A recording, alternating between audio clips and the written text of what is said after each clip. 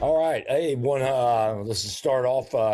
Welcome everybody in. Hope everybody's kind of getting into the groove of the new year. And fire service has been extremely busy. A lot of big incidents throughout the country. Obviously, some unique weather challenges. Even for us down here in the southeast, we don't handle anything below 50 very well. And then when it gets really cold and we have snow and ice and back-to-back weekends, it's like Armageddon down here. So it's been an interesting 2026 in the American Fire Service already. So super excited of what we're going to bring today, and super excited what we have coming up in the future. We have a lot of really cool things coming up in the next 6 to 7 months, and so I think it's going to be really, really good.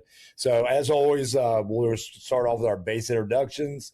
Anybody who listens regularly already know this, but Todd Edwards, 30 plus years with City of Atlanta, 40. I did the math the other day, so we'll love this. 44 years total now in the fire service. So he loves hearing those numbers.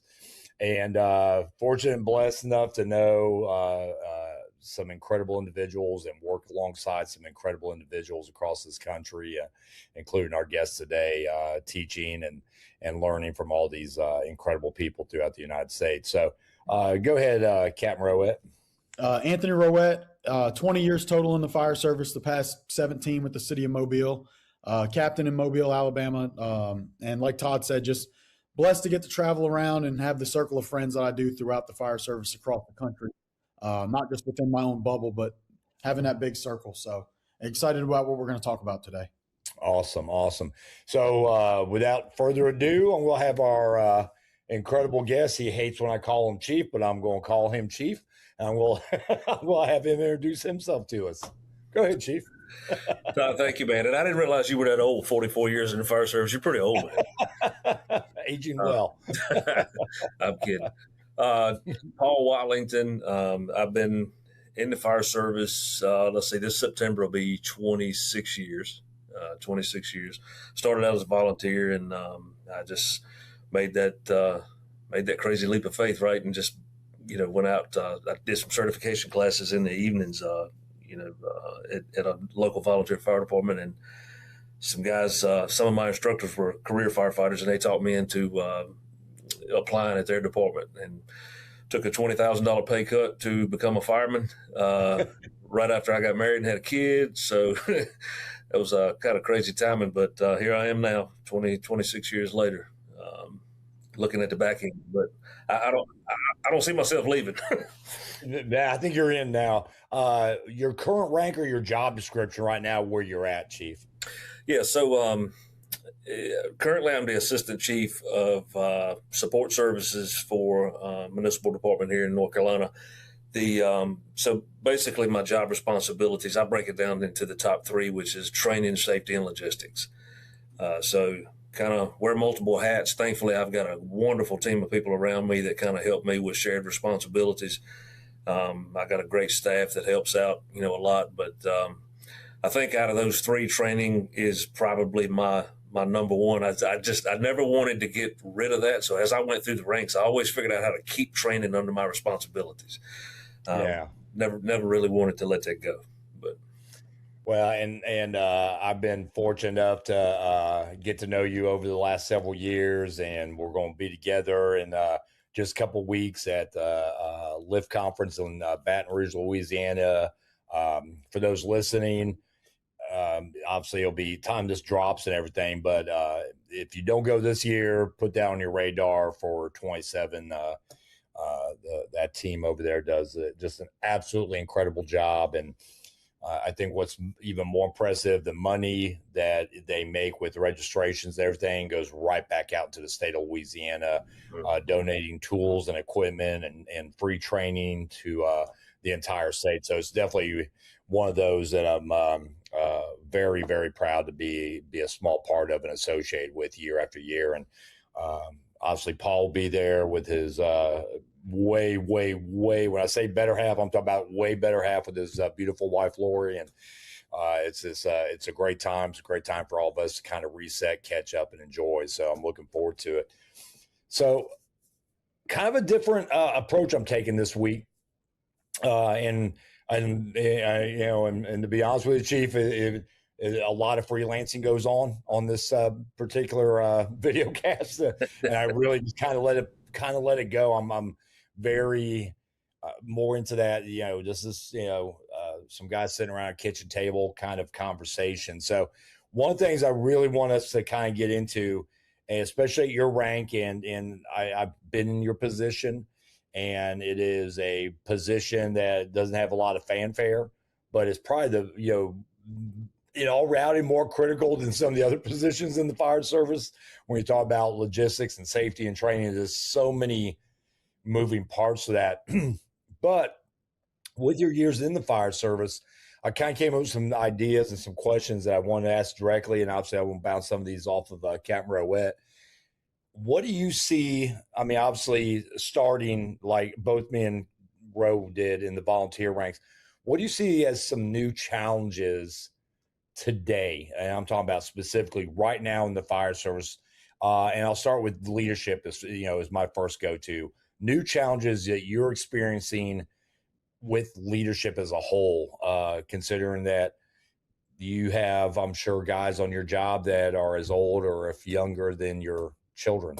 Yeah, and I think it's I think we're on the end of that transition of some of your old school guys still being in the service and coming into a younger American fire service. I mean, I just recently did a little study on our department, and like the average age of a firefighter in our department is 35. We have very young officers now, and I've actually just had some recent conversations about a conversation that I had with a retired lieutenant that came in. He's got a son that's on the job now with us, and he came in one day, and I was kind of looking for some new ideas for a class that I was working on, and I said, I asked him, I said, "Hey man, I'm gonna ask you a question. What those guys that were here when I got hired that are gone now, and some of the guys that you came up with, you called them leaders, you called them, mentors, but what was it about them that made them a leader? Why did you call them a leader?"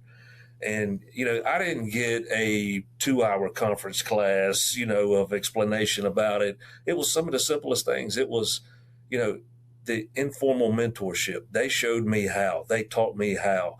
They were, they had leadership abilities and skills and just auras about them to where you would follow them just out of simple curiosity of where they're going. You would go to hell and back for them because you trusted them. That was one of the biggest ones, that you trusted them. You got a chance to actually see them on the job and have those experiences. And they had a real crazy way of effectively telling war stories. And that was one of the biggest things. I mean, you hear a lot of people say, "I don't want to hear a bunch of war stories," right? But, if war stories are told the correct way, they're an awesome way to turn someone else's experiences into your experiences. And, man, I love that answer, though. I've not heard it quite put that way. So, yeah, keep going. I'm sorry. I thought that was awesome. No. It's, I value that. But, I think experience is the key that goes back to the original question of what's changed. What are some of the challenges? Some of the challenges are we have a young fire service. We have a fire service and it's not anyone's fault. We have a young fire service that simply does not have the on-the-job experiences and maybe even some life experiences for some, but they just don't have that. Dude, when I got hired where I'm at, my captains were like 60 years old.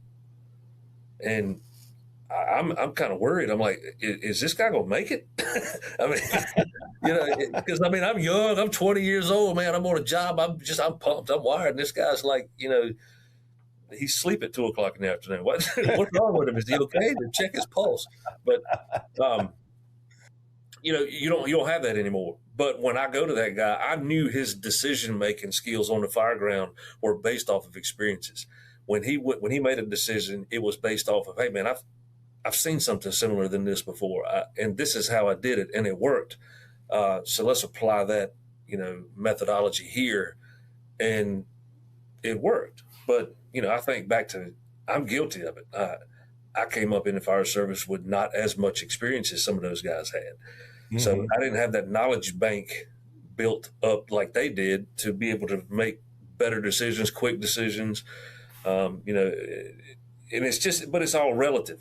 I look at experience as relative too, because, you could tell me you had 25 house fires last month, but if you screwed up 24 of them, how effective is your experience? That's a solid point. But you knew how to vet that. But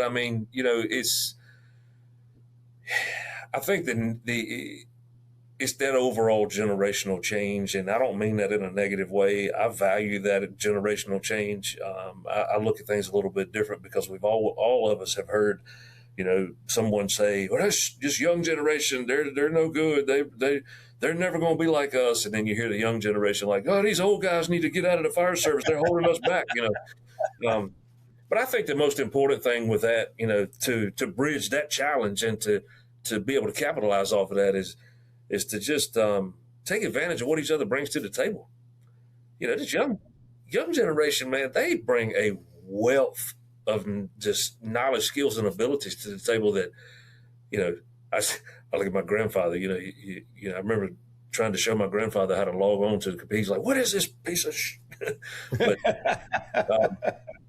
but that was something that I brought to the table as a younger guy. But, if we could capitalize on what each other brings to the table, it is amazing some of the accomplishments we could have and some of the moves that we can make in the American Fire Service. So, and that kind of leads me into kind of following up on this same trend of thought. And I'm going to actually give that this second part of this question to Rowett first. So, obviously, Anthony, you're not as old. You're older than you act. You're definitely older than you try to come off as. So, but what have you done to kind of stay current, stay up to date? Because now these kids are, and I hate saying the word kids, these younger firefighters are able to pull information. And I tell a lot of the senior guys, Paul, that when I'm doing officer development, don't try to bullshit these guys, because they're going to pick this up and they're going to call you on your bullshit, or you're going to lose a lot of respect from them when they find out you're full of shit and not giving them actual base. So I love that analogy. 25 fires, but you screwed up 24 of them. Kind of same present. So, what are you doing differently today, Anthony, to kind of stay current with the 21 to 22-year-old rookies compared to, I know how you came up. I know your mentor stories, but you're in that position now. So what are you doing to kind of stay up to date and current? Yeah. So maybe try. You'll enjoy it, but they actually make fun of me as being the old one and not knowing how to use the technology correctly the way they do, because they have to show me how to use things on my phone. But it's something that it kind of goes very smooth for us. And I think it's because we still have so many of the senior guys in our firehouse that everyone runs into at shift change. And those guys have really kept standards the same. So when new stuff comes out, and even if it's just something new on social media that somebody read, the young guys, they're bringing it in and they bring it straight to the table. Like when they read something and it's new to them, they don't just accept it yet. They kind of bring it in and they go straight to the senior guys with it and ask for their opinion on it. And it kind of keeps everybody on the same page, because a lot of the senior guys, especially for us, we got a lot of guys in the drop. Like they're technically retired in our firehouse. I'm the only officer in our firehouse with less than 20 years. And there's only one other one he's got like 28. All the others are 33 and up years. They're not on social media reading fire stuff all the time like the younger kid is. But it's kind of just the way our culture is in the firehouse is they bring something in if they see it and they've never heard it before. And before they just accept it because it was on social media, they bring it to the senior guys and ask. And that keeps everybody on the same page, because our senior guys are very open to, there is something out there that might be better than the way we've done it.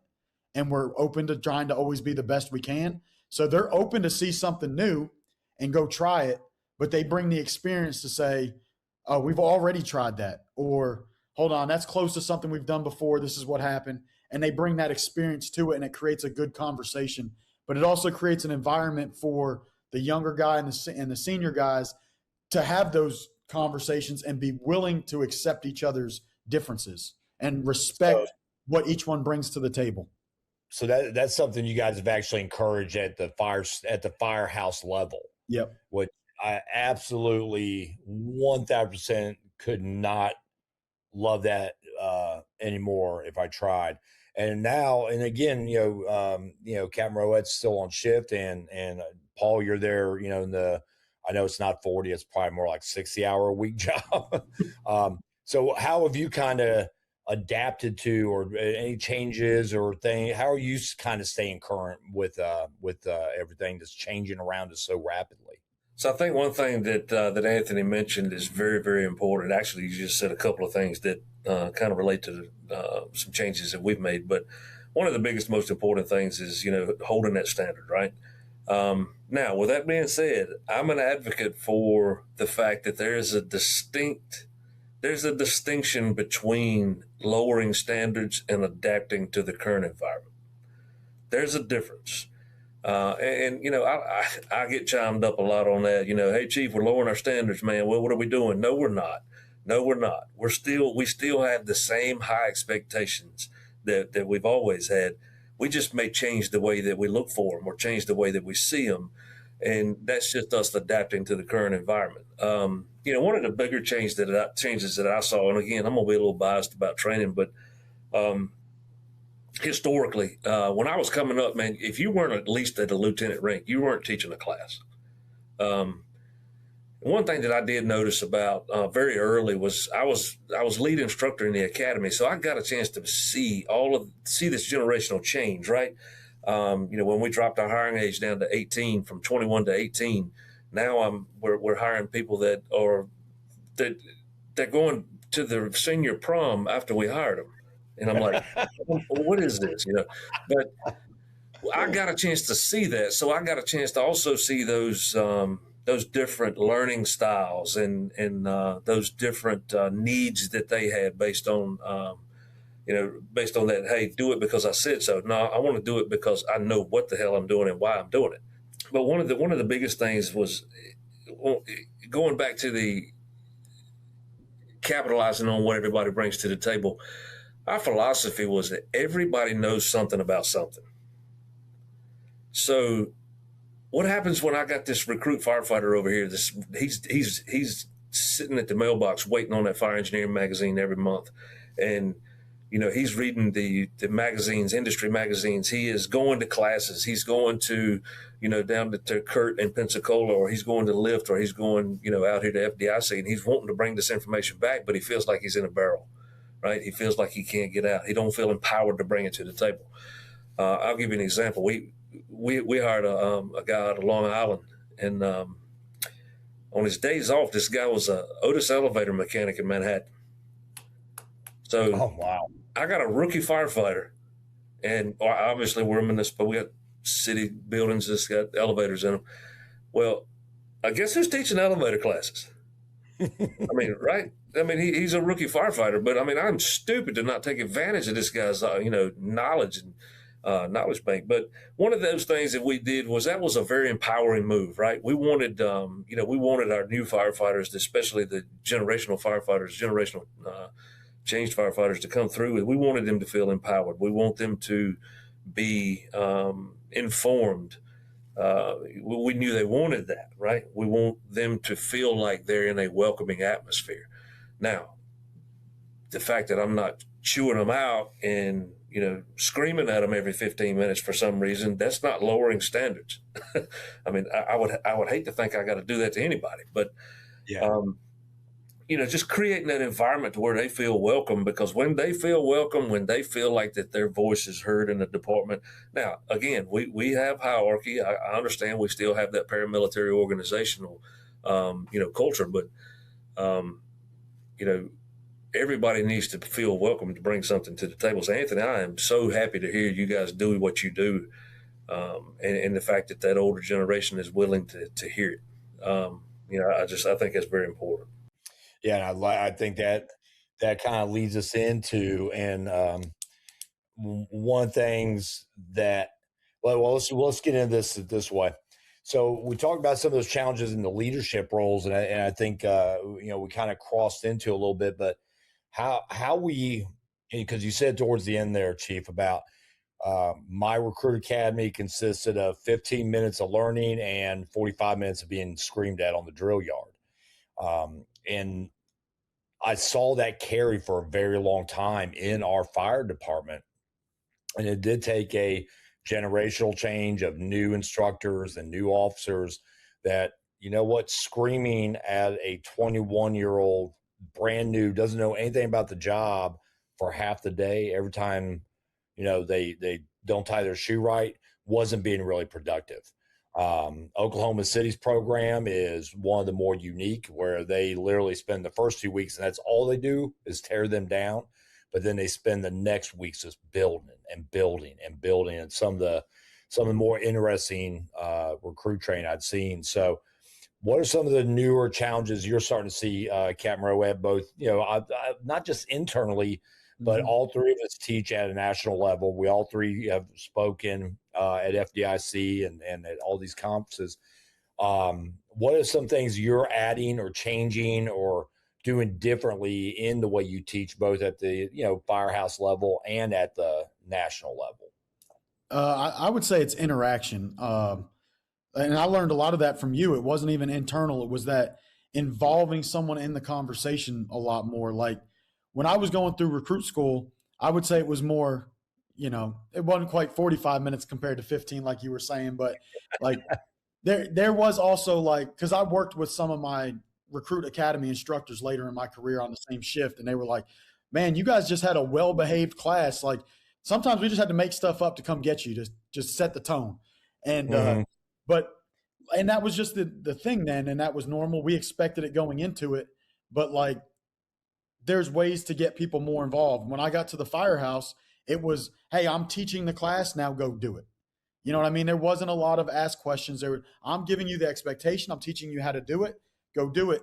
And I always relate it to like when I was a firefighter, when they trained it like that, like we had a guy, he built machines. If you said go do this and it was within our realm that he taught us, we could do it. Like there was no doubt about it. He taught us how to do it. Now, none of us really knew why. And that didn't prepare us to promote. And that was kind of my always thing, because he did it separate. So he built this machine. And when you started saying you were going to take a test, he just poured into you to teach you and prepare you for that next rank. Where my always goal was like, let's do it together. This way, the whole time you're preparing for that next step. And you're always, if you understand, at least the way my brain works, if I understand the why behind it, I'm willing to get more into it. And I want to know everything about it. But the more I understand it, it's also the more I'm learning it in the moment.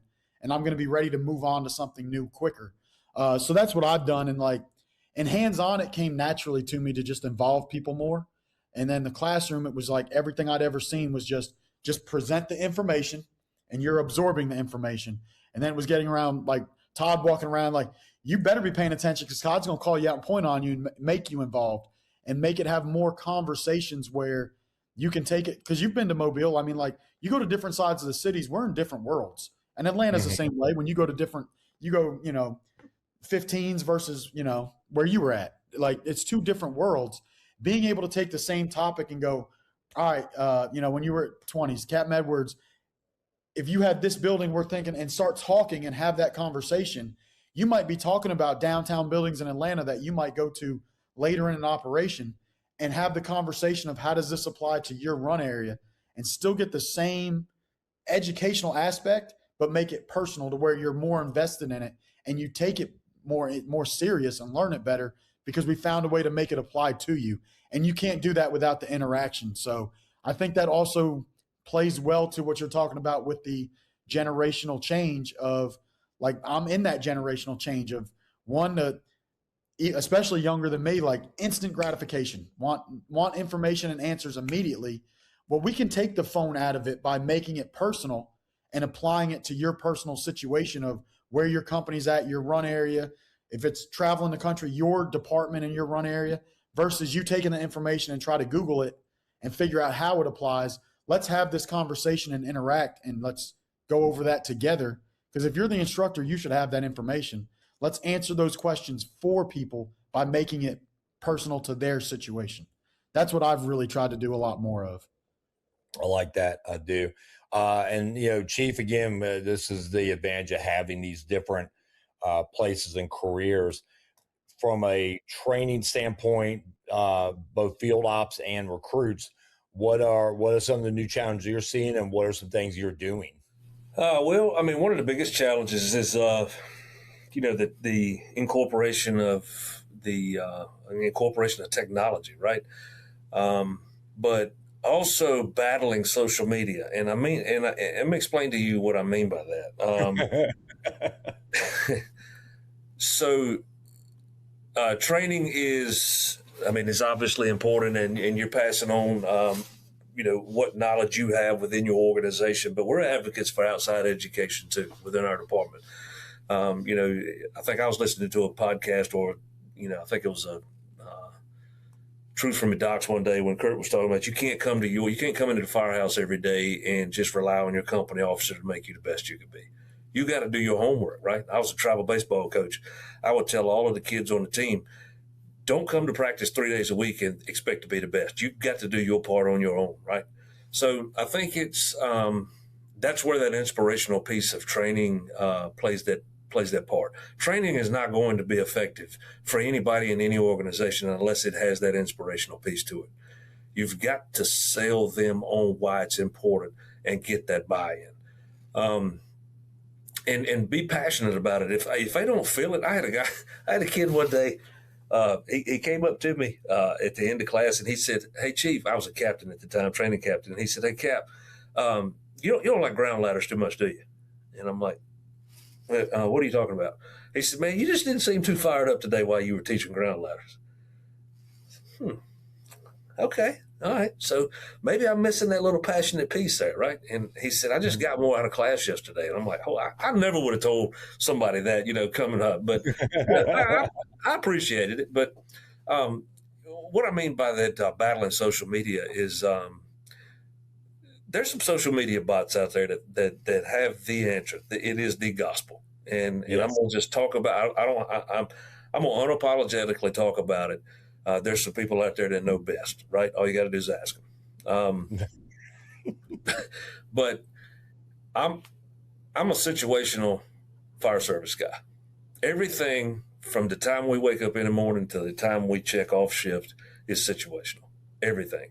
And everything is based off of your resources, your capabilities, what you have in front of you.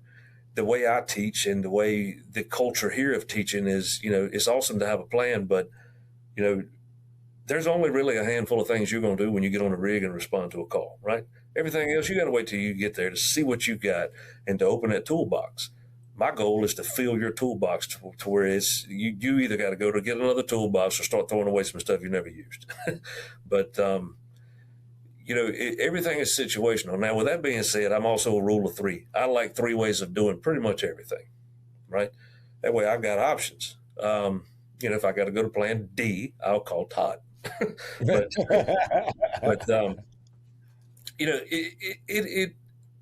it is so disheartening, to be quite honest, because I am one of the older school guys that do still rely on social media. I look at social media. I love learning something new every day about tactics. I think it's important for some of your leadership role positions to still be in tune with tactics. Everything is changing. How am I supposed to trust our personnel that are performing new tactics and new best practices when I'm not comfortable with them? So I think that it is very important that, strategy and tactics training goes from the top to the bottom. So you're better understanding everybody and you're on the same page. But it's so disheartening to get on social media and see, somebody post a good idea about something. Hey, try this, about this stretch or whatever.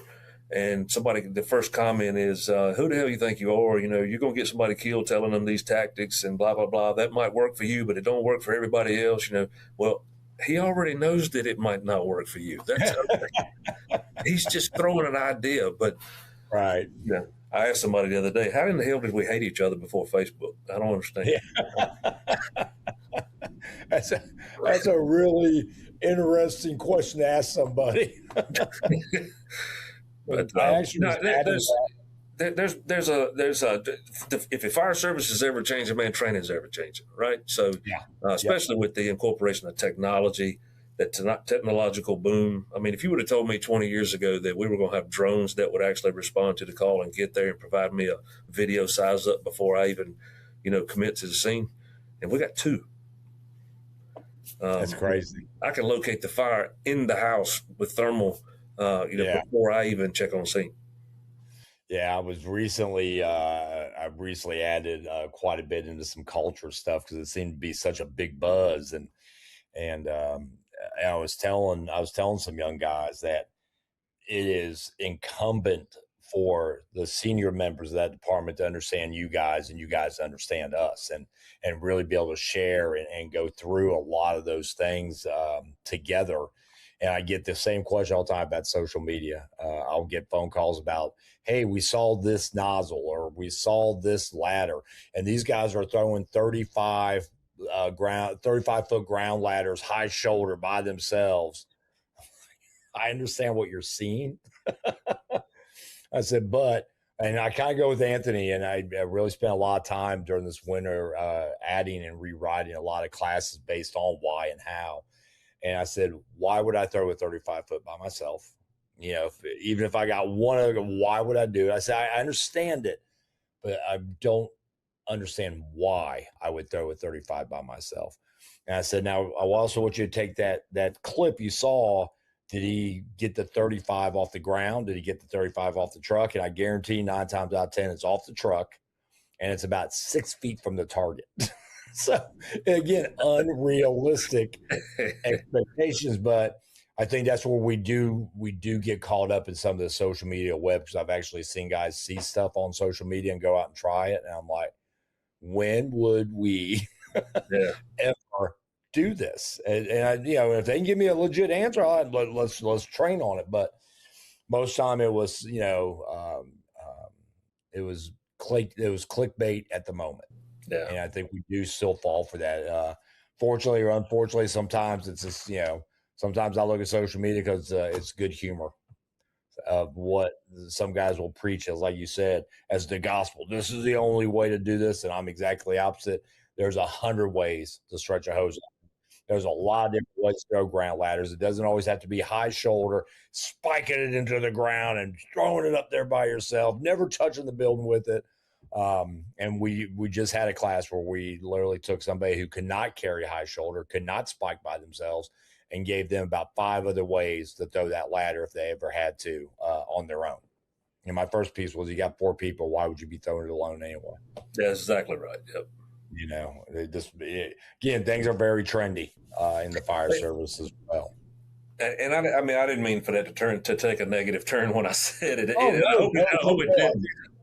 It's a valid point. It's a well, very valid point. A lot of people are relying on social media these days. A lot of people are relying on technology to learn things, and you really got to be careful and just vet your sources. That's the biggest thing. Mm-hmm. Just know who to talk to, and if you don't trust that, or you don't see that that's maybe a practice that may work, find a senior man, find a senior leader in your department, reach out to some of us. I mean, Todd, people could call you, but it's, one of the other challenges in the fire service is you got a very young generation that's coming in too, and they want it very bad, right? They're hungry. And, it's people like my responsibility to make sure they're being fed, right? We got to feed them. But, a lot of and I don't want to ramble on this, and I don't want to go too far with it, but, it really affects retention, to be quite honest, and some recruitment. I was going to lead us right into that. So I love what you're about to get into there. Let's just throw that. Let's just throw the another, big issue. And it is an issue of retaining people into the job. It never once crossed my mind in all my years, I'm going to leave the fire service. And I was doing some research recently, and those numbers are, in where that 5 to 6 year guys are just done. They're out the door. So how do we keep you here for 25 years, 30 years based on, retirement plans and drops and all that? How do I keep you guys here? Yeah. I mean, creating the environment to, like you relate it back to life in general. Like, why am I still at home? Why am I still with my wife? Why am I because I'm in an environment, a desirable environment that I look to be in, right? I mean, I enjoyed being there. There's things to look forward to when I look forward to going home and seeing my family. I look forward to, enjoying the farm that I live on. And we have to create that enjoyable environment to where the brotherhood is very known. The brotherhood is very seen and felt. And, a lot of people are looking for that as a purpose, right? Hey, what is my purpose here? My purpose is to be part of this team and to move in the same direction as them and to be part of that chain, but not the weakest link in it. Training is fun, right? When you make training fun, I think Ray McCormick said something a while back. When you make when you make training fun, I think it's when your crews start developing their own training, that's when you win it, right? That's when you win. You have to foster an environment and a culture that creates that, right? When I'm going to leave and I'm walking out of the front hall from my office, and I see crews with arachnopods set up and they're doing confined space training down in that boiler room.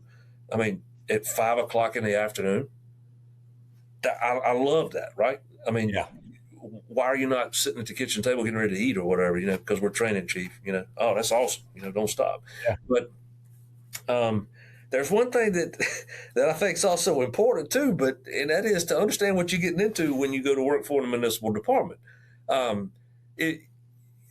I tell the recruits, I mean, if you're looking for a department that runs a lot of calls, if you look for a department that's got a healthy dose of fires, medical calls, vehicle accidents, confined space, heavy rescue, whatever, you're at the right place. But we also train, but that's not all we do. That's not the only two services we offer. If you're looking for a department that only does those two things, and in between they're sitting in the recliner snipers or whatever, then you don't need to come here. Okay? It's not the right fit for you. Now, there is a department somewhere that is the right fit for you, but it's not. Yeah. We go out and do community risk reduction, and we do public PR events. We're more involved in the community, and that is a very important thing. I think that's vital, right? So just understanding that, because I mean, I've literally had people come to me and say, "Hey, man, why are we over here at the checking blood pressures on these old people, man?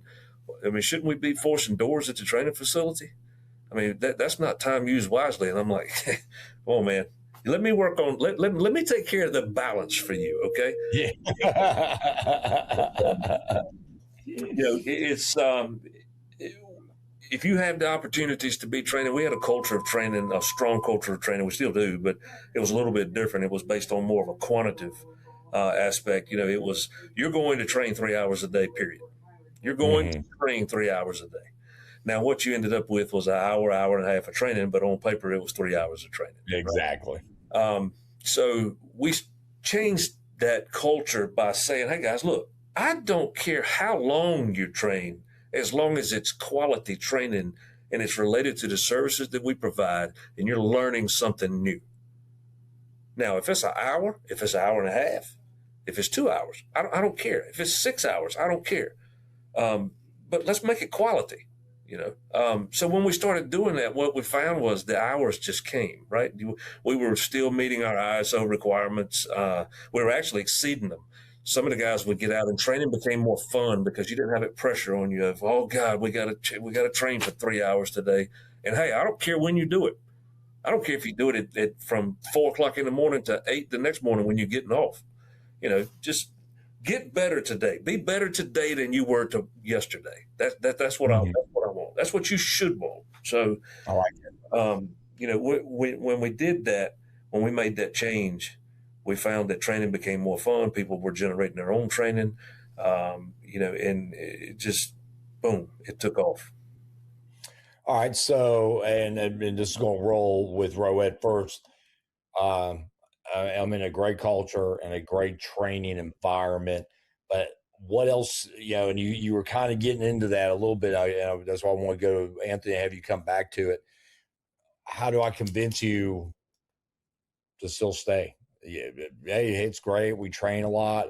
How do I still take somebody in that, we're getting a lot, but what's the next steps to retention? Because a lot of guys, and it's unfortunate, it's either poor leadership or just they cannot make a living doing what we do.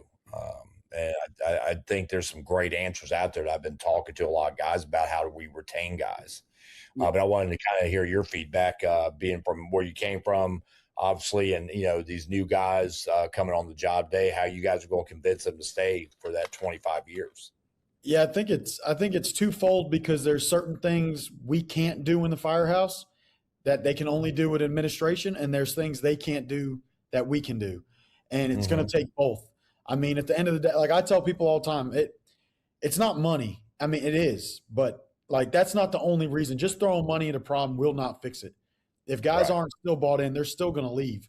So that's part of it. The pay, benefits, all of that at the top, they have to always be working towards that. They might not get it for you, but you got to know your chiefs are down there fighting for you to better your family situation.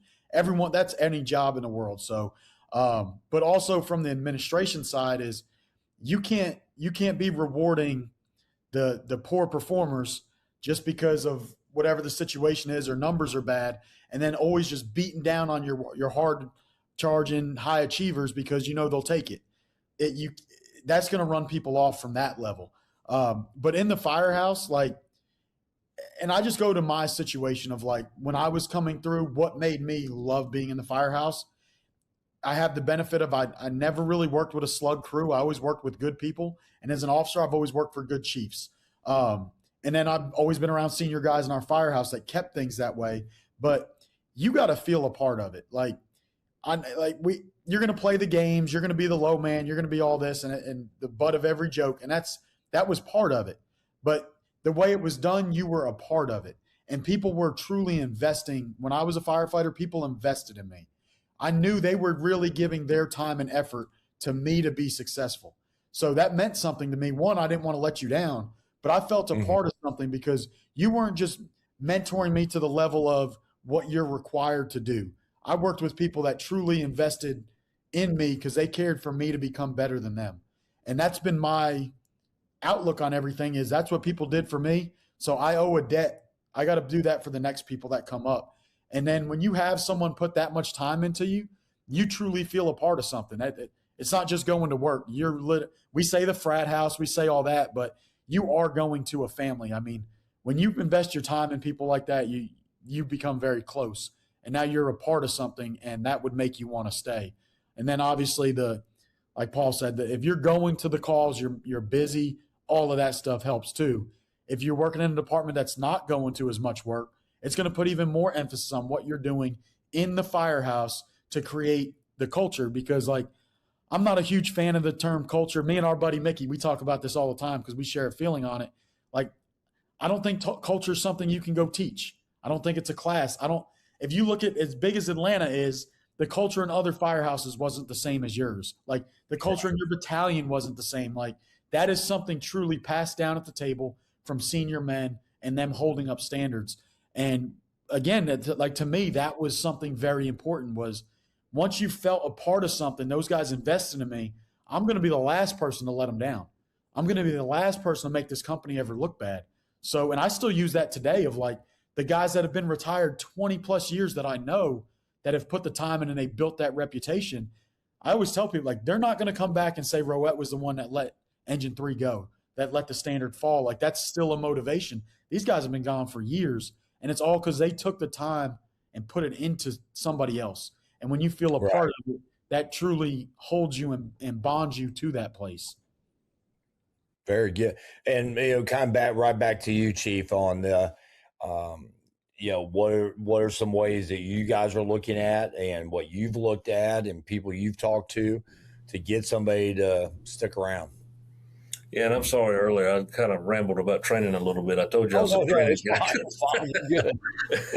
No, but it's there's changes that we've made in our promotional procedures from the top to the bottom to make those more attractive. Just the different methods of empowering, our younger firefighters. We had a leadership speaker a while back, and unfortunately I missed it. But one of the guys told me that one of his takeaways was the fact that he was very surprised that we're able to keep firefighters here more than 6 to 8 years. Mm-hmm. And he says, however you're doing that, you need to write it down and sell it. And I'm thinking, man, I'm looking for 30-year firefighters. What are you talking about, right? But I mean, and Anthony mentioned a couple of things that are the reality for everybody, right? Some feel overworked because understaffed departments, right? Because, every department in the U.S. is understaffed if you ask them, right? Sure. We all are. Pay it's a blue collar job, man. It's never going to be a white collar job. This is a blue collar job. And I think, it's important for all of us to understand that going into it. But when you get here, you still got to make a living. You still got to make a living. And having those chiefs, having those administrations that are constantly in battles with, your local governments, your city governments, county governments to make that better, that's important. We have made sure that we've done a lot better job at keeping the troops informed, man, right? Let them know what you're doing. Now there's a healthy balance of that too, because I don't want my chief to come to the firehouse every day and tell me, hey, I just let you know last week we worked on this, today we're working on this. No, I want you to do your job.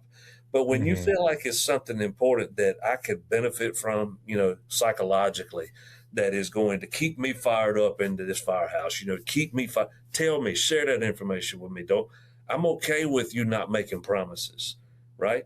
And I'm not going to put you in a rock and a hard place to where, I tell you that I'm taking this to city council. I tell you I'm taking this to the county commissioners or whatever, but and then they don't give it to you. Now you got to be the one that takes all of the bullets, right?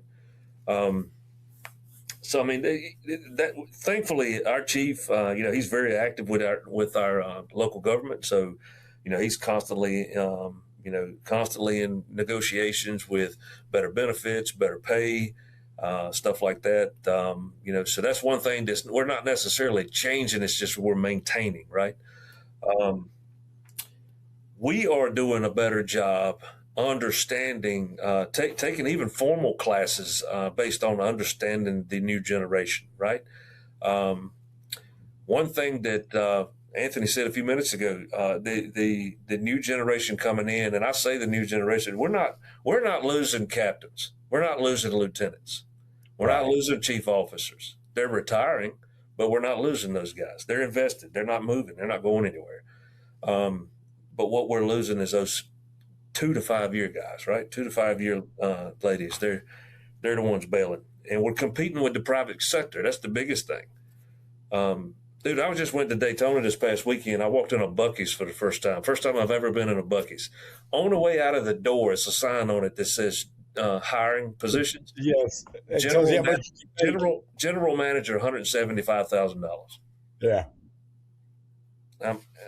How do we compete with that in the blue collar world? I talked to some regional chiefs or some chiefs in the area, and we were talking about recruitment and retention and, robbing each other, right? Hey, you're taking my firefighters, but, and of course I look back at them and I say, well, you're taking my firefighters because, we're the best trained firefighters are.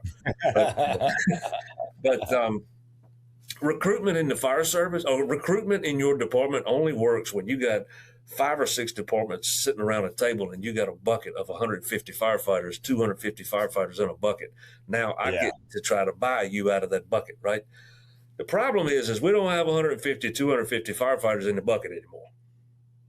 So we don't necessarily have a departmental recruiting problem. We have an American Fire Service recruiting problem. We have got to do a better job selling the fire service. We've got to do a better job protecting what we have built, what has been built long before us, and selling that concept to to those that have a heart for service. Being felt like you're taken care of is huge for a lot of the younger generation, right? I want to know that you care about me. I want to know that I'm taken care of.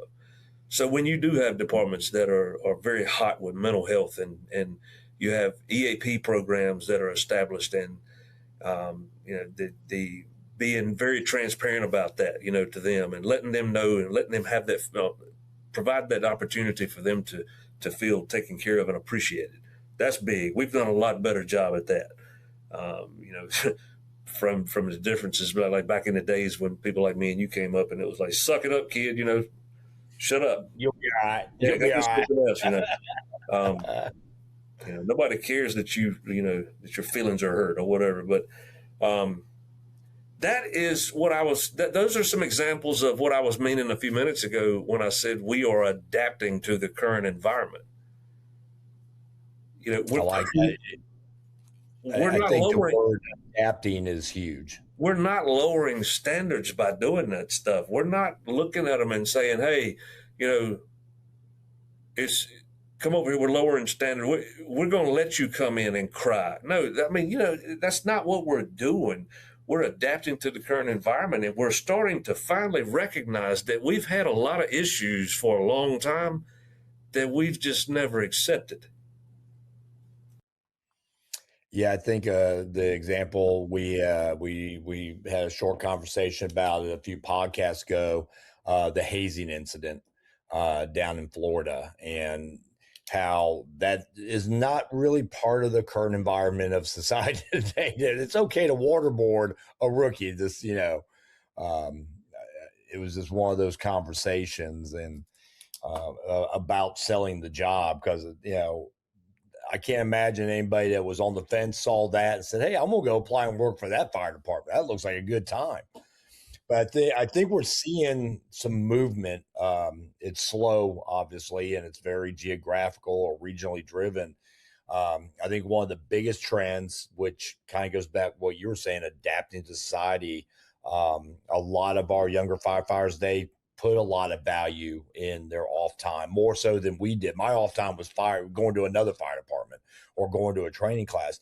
That's just not the case. And the fire service is now realizing some of those things and adapting, and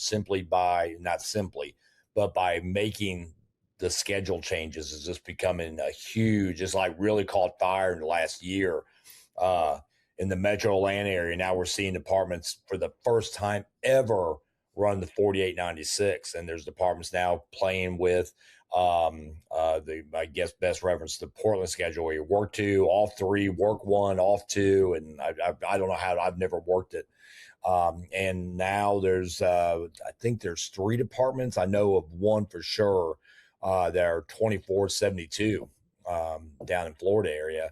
And again, that's a huge, obviously, financial thing for municipalities or small communities that take hold of that in another shift. But I think we're at least seeing progress in that. So I jotted down a note a while back ago, and I've used it, just started recently to discuss this. A lot of ways recruitment and retention starts at the recruitment level. When I got hired on Atlanta, I was just, a folder this thick, and I just signed everything. I didn't know what my pay was going to be my first check when I got it. That 20-year-old kid, I'm like, whoa, look at all this money. Not forget, oh no, I don't have a dad to live with anymore. I have to pay rent and shit. So it really wasn't any money. But we do a horrible job, and I think departments are slowly understanding this and getting better.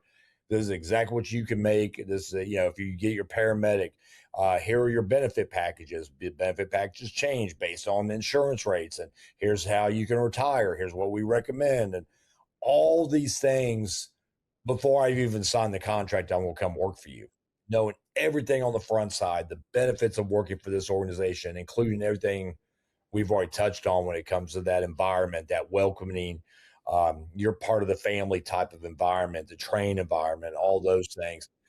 Man, I wouldn't have changed. I would have still signed every damn thing. They said we're paying you 15 cents an hour. I'm like, fuck yeah, we're going to fires. That's all I cared about.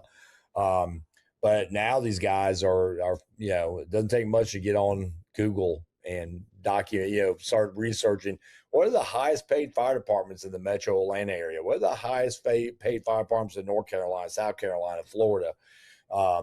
So they're smarter there, and they're thinking about, but it's still the most common thing. I was just down in, I was in Panama City Beach, and I went over to Callaway and did a day with those guys. Very, very young department. They're about to add their second station. They have a lot of things going on. But when I asked the young guys that had been on job a year why they're there, I asked them, I said, what's your benefit package? Well, we have insurance. They didn't really know.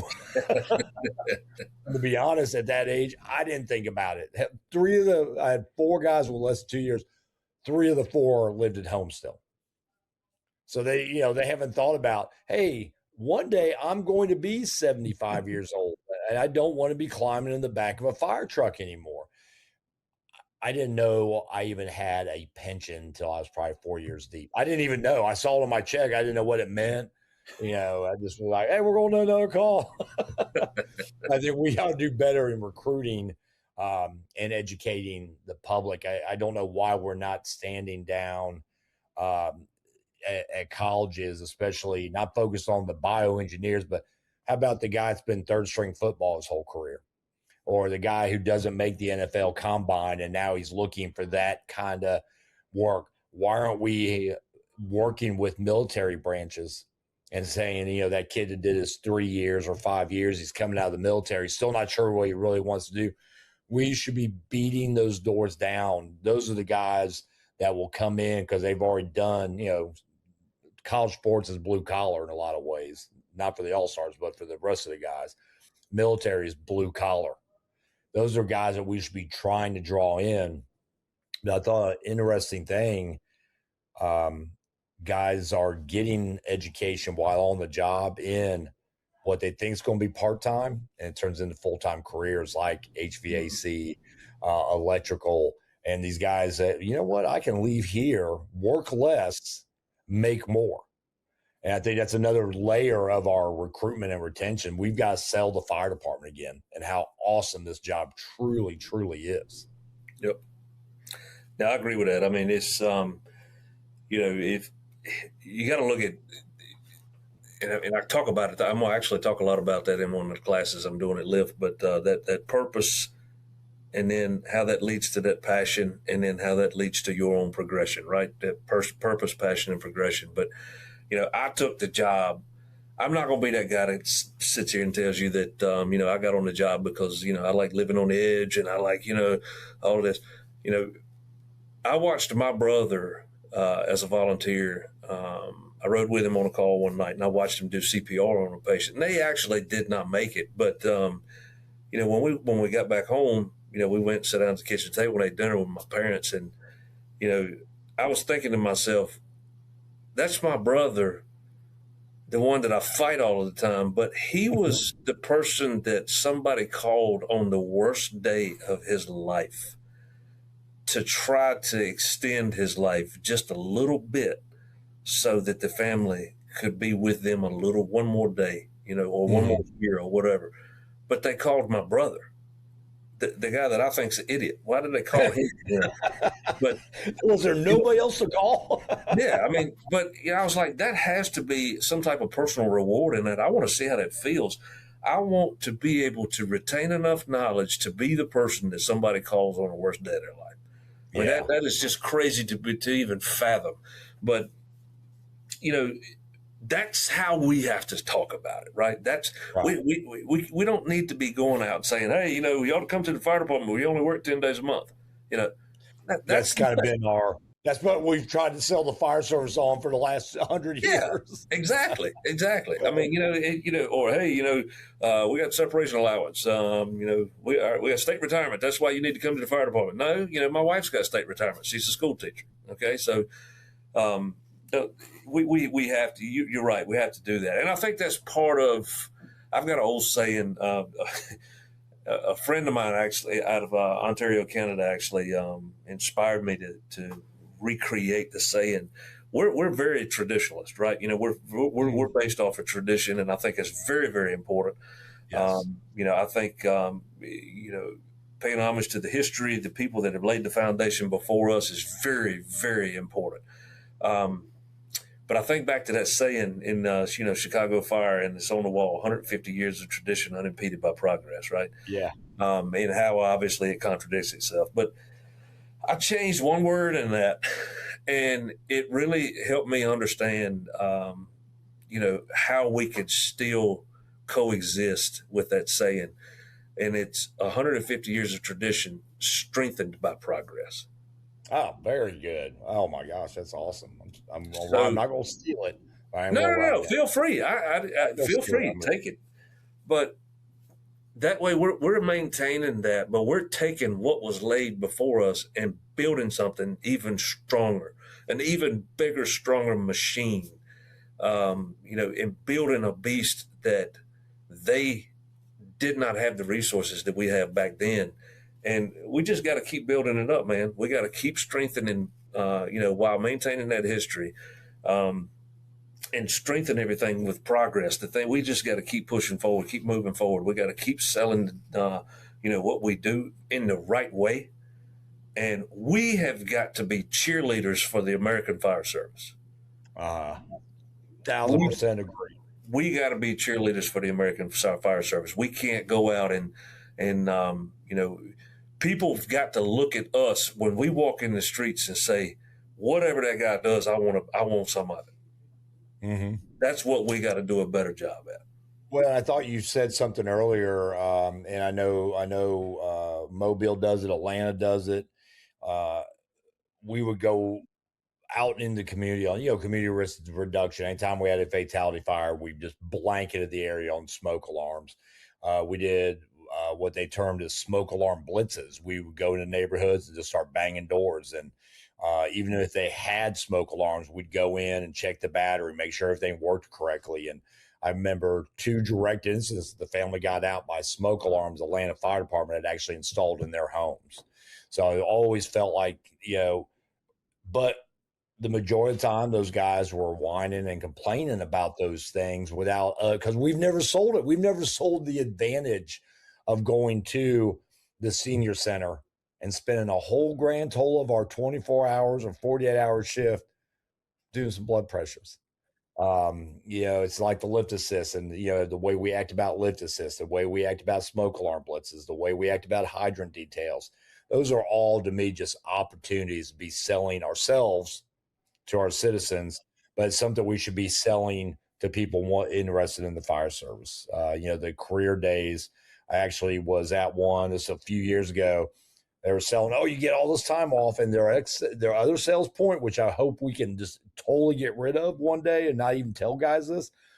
You have time to work your part-time job. Like, we almost celebrate you have to work 2 jobs to be a fireman. And we sell it to guys like, oh man, I could go out. You mean on my off days, I can go mow yards and make more money? Well, yeah, because you'll have to do that. Yeah. We should be celebrating that or encouraging guys to start up businesses because it's the fire service. So I'd like to see, like you said, Paul, focus more on, yes, our traditions along with the progressions with, like you said, drones and the avenues. We have Atlanta has its first drone about 8 months now. They actually have guys assigned to it, and these guys roll out and they fly this damn thing, everything. It's so cool about the avenues the fire service provides now, from, tech rescue, hazardous materials, fire investigators, fire inspectors, drone operators now, and fast water, rapid water, water rescue crap, and all the stuff that the fire service actually does. We just say fire. And or worse yet, we only talk about EMS. You're going to run 18 EMS calls a day. Let's sell the advantage of, like, I love your brother's story. Here's the guy I'm ready to punch in the face, but he was just doing CPR on somebody else's family member. What a really cool way to sell the fire service and all that. And I grew up in it, so I only knew the good. I only knew the good of the fire service. I didn't know the bad, and the bad didn't seem that bad to me at that age, at 16. But now I look at it, and I even said this in the class. We asked this at a lot. I think all 3 of us probably have asked this question: is this the greatest job in the world? And typically everybody in the crowd, yeah, it's the greatest job in the world. Then I've been following that up with, then why do we constantly bash it? For us in one breath to talk and say it's the greatest job in the world, and then next breath just raise 2 tons of hell about the fire service, about all this shit and that shit and all this and all that. We need to be better stewards of our careers. and better stewards of the American Fire Service in a lot of ways. I could not agree with that comment more. Captain, you have anything to add into all that? That's a lot. Yeah, you guys covered a lot, but I think the ultimate of what it came down to is we got to stop looking at like the new stuff that's coming out as just negative because it's different. And like he said, adapt. I think adapt is the key, and we have to find ways to adapt, or anything that doesn't adapt is going to die. And we can't survive without getting new people, and we're really going to struggle to survive if we don't get them and then keep them. We can't become a fire service with nothing but 2 to 5 year people and no senior people teaching them beyond that and training them and leading them. So we've got to find ways to adapt. We got to find ways to keep people. It's not, I think a lot of people just focus on getting people. And then once they get here, they'll stay. And we don't focus on retaining them. And I think a lot of that is our own problem. I mean, so many of us, it didn't really matter what the conditions were. If I could afford to live, I was going to stay on the fire department. Like you weren't going to get me out of here. So it makes it hard to realize not everybody's going to see it that way. Yeah. Yeah, we are a little tunnel vision because of our points of view. Chief, I know we're on a little bit of a deadline with you today, but I want to hit this question. I'm good. Take your time. I actually think it's the hardest question I'm going to kind of pose out today. How do we motivate both the hard chargers, and how do we motivate the less than enthusiastic sometimes? And I know this question comes up at every class, but today I think it's even more prominent when you look back at everything we've been talking about with leadership and training and recruitment and retention, but the next level of motivation. And it can't be, I think Anthony said it, if I threw everybody in my job a $7,000 raise, somebody in that group is going to say, why not $7,500? So that can't be the motivating factor. Or, hey, we're going to shave $10 off your insurance. I think there has to be more than that. I think we've kind of touched on, but I kind of want you to dial this in as kind of our last topic of where we're at today. I'll try my best to keep this one short, but I'm a little passionate about it. So, and you're right. Give them $100 brick of gold, and they're going to complain because it's heavy. It's every organization, private and public sector, has got people like that. Okay, it's not something sensitive to the fire service. Sure, but I do think it's important to like you mentioned, give everybody a $7,500 raise. Yeah, that's going to improve morale for a little while. That's going to keep everybody motivated for a little while. But what's next, right?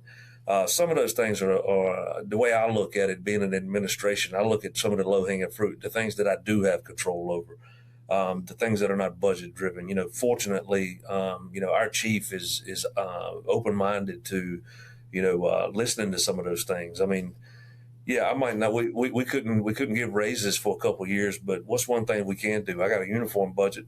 Let's let all of the stations design our own station logos and T-shirts, and duty uniforms, duty shirts. Man, the impact that changing a T-shirt made. Yeah, it was unreal. But hey, they got ownership in that now, right? They got. It's something that they're proud of, something that they created. It's still tasteful. It's still, we had to draw the line on a few of them, okay?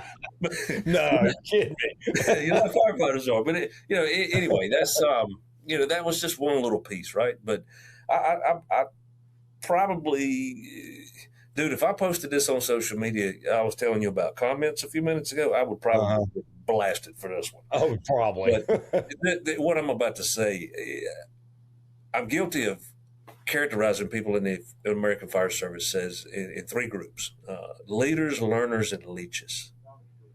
And what I mean by that is you've got leaders. You have great leaders in the fire service. Some good, some bad. I get it.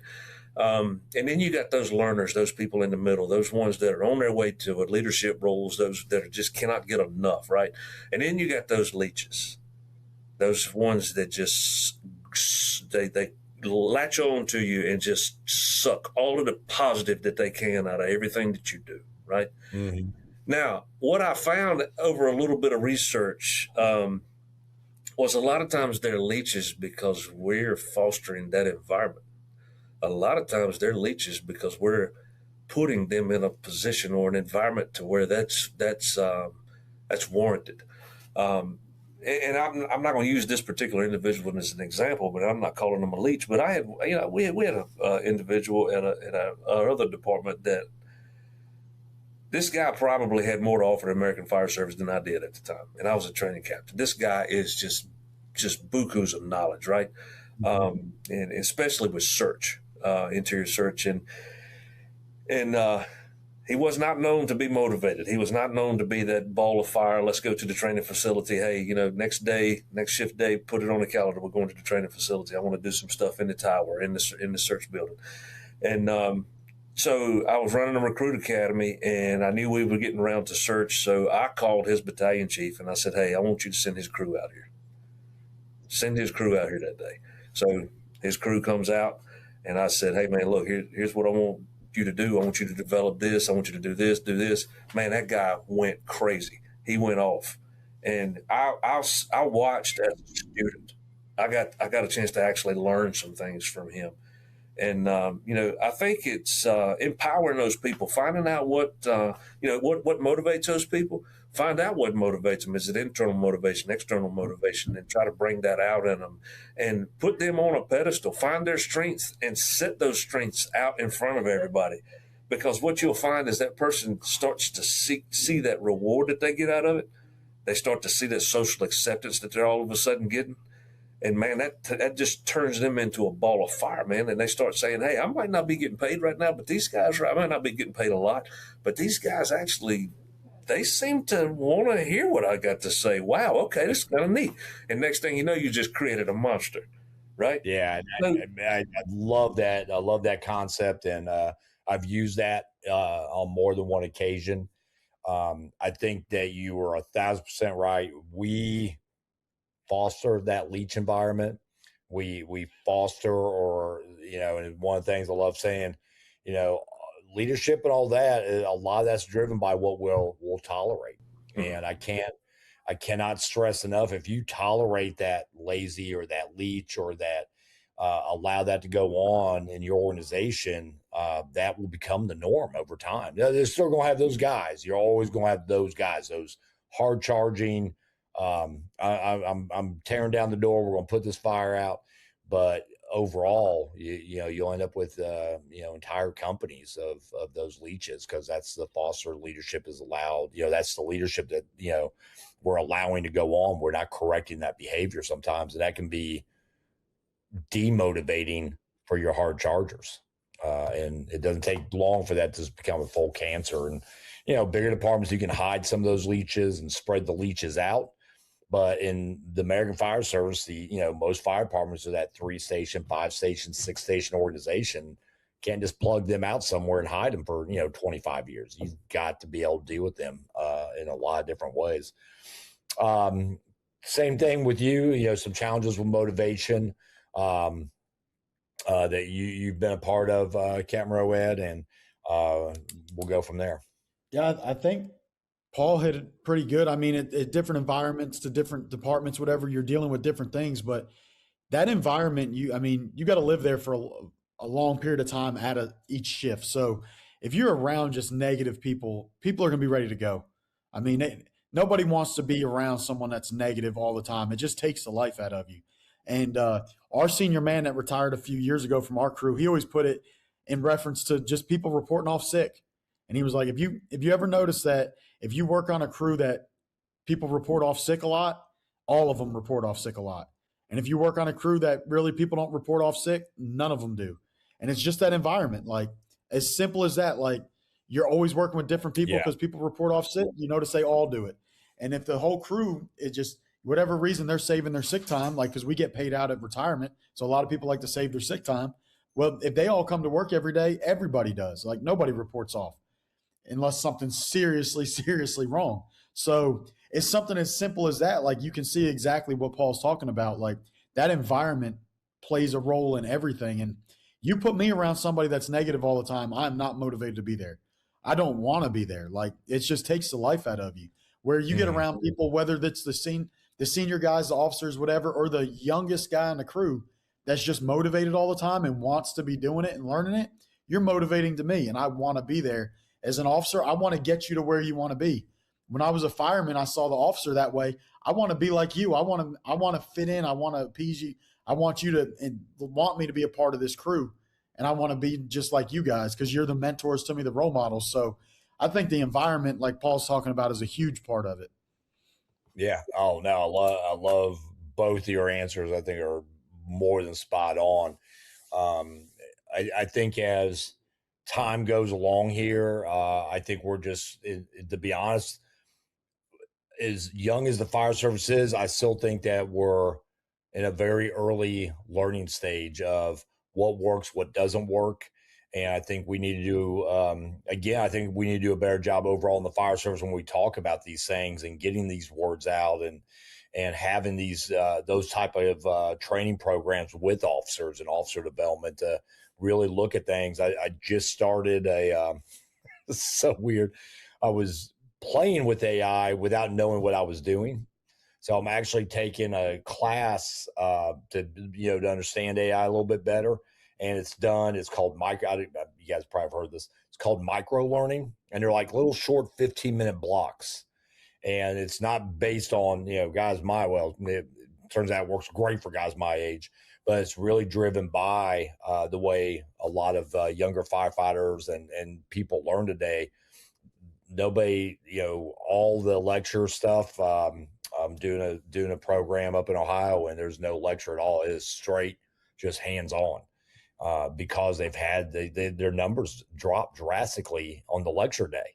So it's one of those things that we have to adapt as instructors. We have to adapt as leaders. We have to adapt as training officers and everything else to some different things. And I've actually found it really good for guys who have not read it.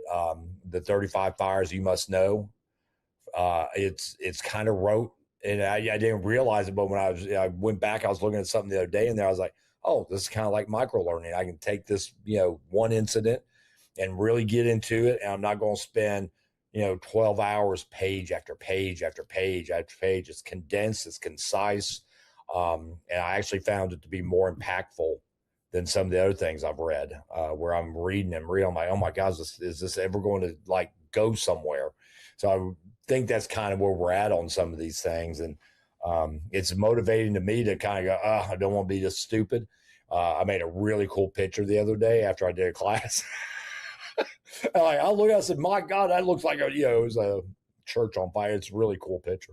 So I was so proud of my little micro learning. But I think those are things that we all have to continue to look at and keep up with, and it keeps us motivated. It'll keep our people motivated. So, Chief, how we always end up at the end of these shows or these video casts is just kind of like just a little 2-minute, final thought that you have or message you would love to get out, and also where guys are going to be seeing you around in the upcoming year. If you have some dates off the top of your head or some things, that guys may want to come check you out. Yeah, so I'll start by ending this just like I end everything that I do, and especially with a group of people that I've never met. Embrace that target on your back, and want that target on your back because it's there because you're a passionate brother or sister in the service, right? Hold that passion that you have sacred because it's there because of the ones that were before you.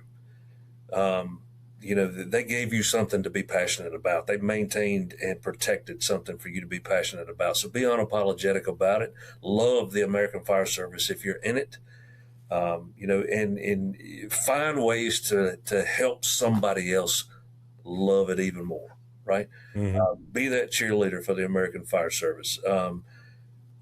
Just keep pushing.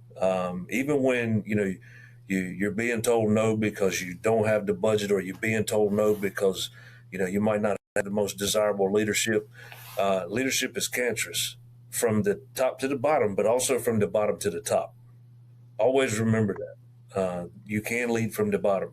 and there's always going to be somebody that needs to hear what you got to say. Bring it to the table. If you think that you have something that somebody else doesn't have and they could benefit from it, give it to them.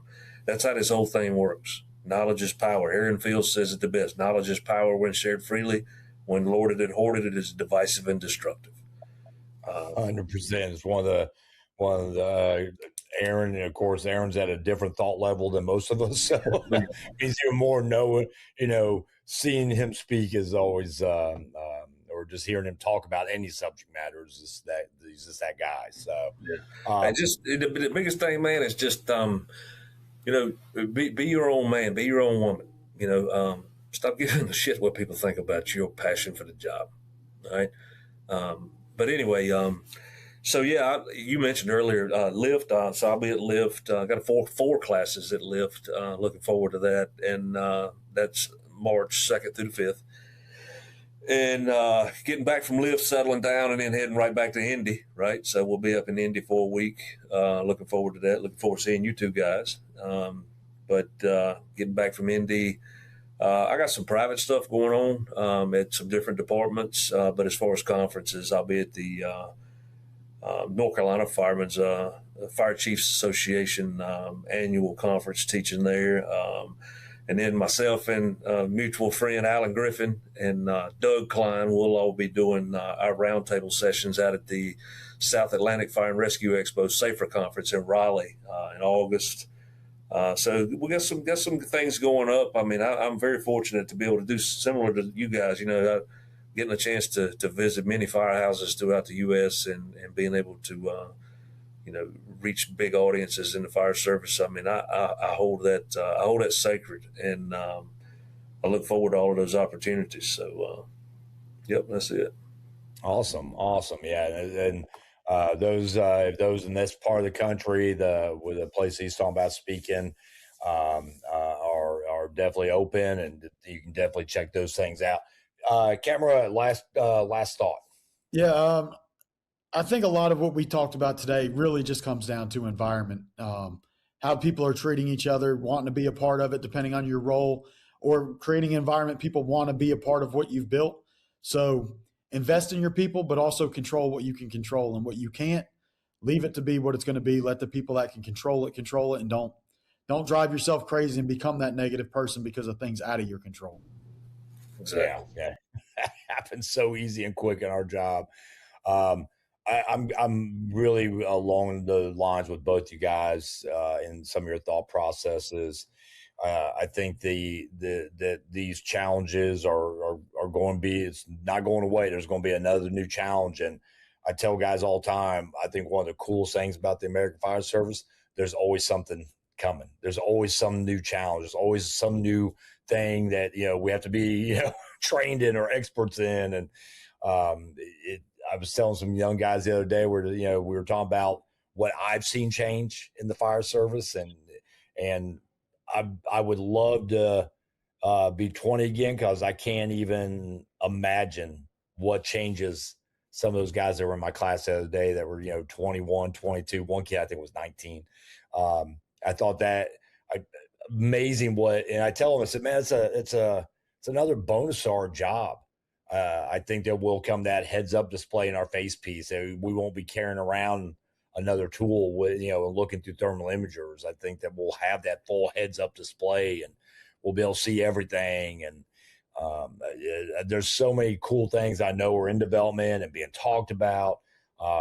Just hose and nozzle packages, how much that's changed in the last couple of years. And what we know now because of UL, FSR, they're not FSR right now, they're something else. They have a huge new long name, but UL studies and all these things just coming out of this all the time. So it's a cool part of the job, man. I think it's something, again, being that cheerleader, like Chief mentioned, we should be cheerleading these challenges and cheerleading what's going to be so unique next month. And it's amazing how fast it happens too. Like 1 month, you're like, why are we doing it this way? And you're like, oh my God, look at this new cool thing. And Anthony doesn't remember these days, but we used to actually have to type reports on typewriters and everything. It was really hard. Oh, I thought you were going to say feed the horses. My bad. See, I knew he can't help himself. But yes, we had typewriters, and I'm not going to talk about typewriters anymore.